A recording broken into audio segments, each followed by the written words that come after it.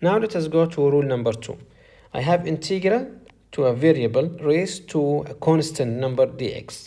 So the integral will be the variable x raised to n plus 1 divided by n plus 1 plus c. Let us take an example.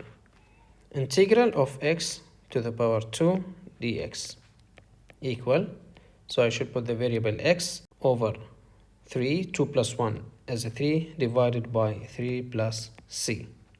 Another example, integral of x to the power 4 dx. This equals x to the power 4 plus 1 is 5, and I should divide by 5 plus c.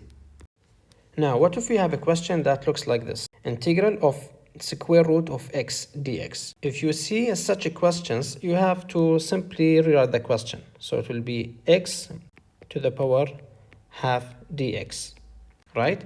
Because square root x is basically x to the power 1 over 2. So now we use the same technique as we did earlier. Simply, I have to add 1 to the index or the power of this variable, which is 1 over 2. So let us do it here, 1 over 2 plus 1. So it will be actually 1, we can do it as 2 over 2. So 1 over 2 plus 2 over 2 will be 3 over 2.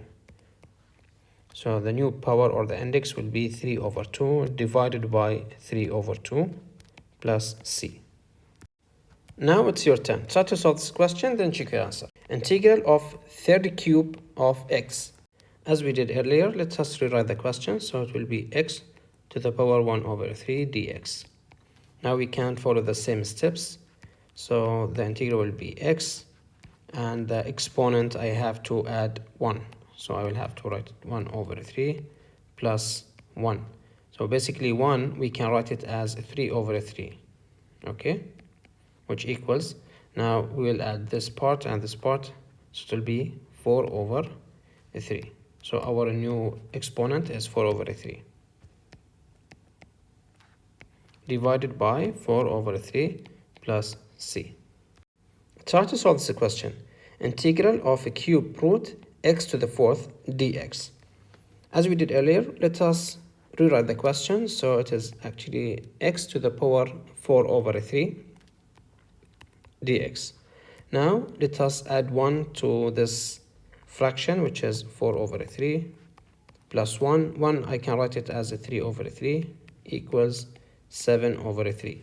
So the new fraction will be 7 over 3.